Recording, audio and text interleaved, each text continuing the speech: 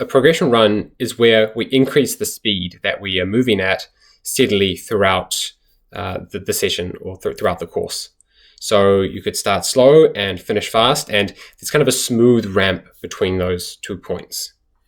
The idea of this, specifically for sprint orienteering, has 2 parts.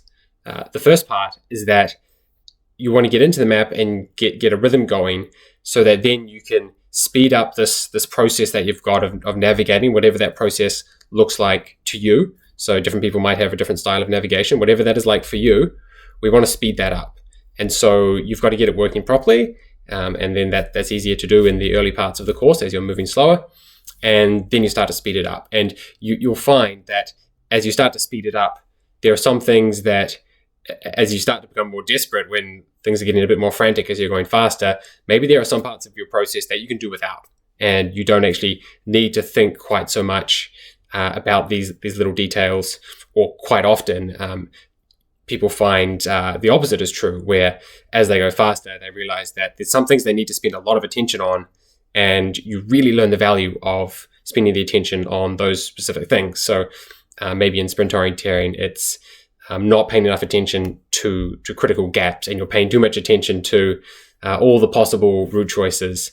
And so only through kind of speeding that up will we find those finer points, but not in such a hectic environment where we just don't know what went wrong. You've got a bit more time in that middle area of the progression run to work out what's working and what's not.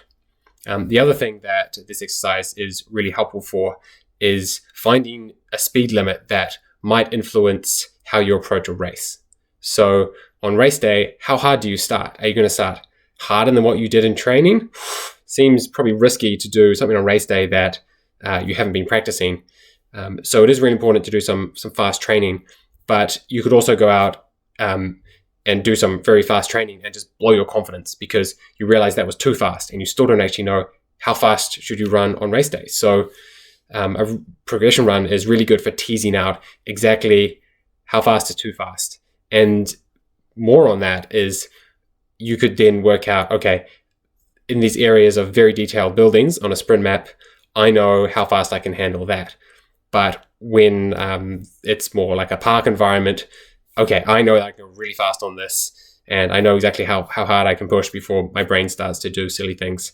So teasing out that threshold that can influence what you do on race day is also another really important purpose in doing these progression run exercises.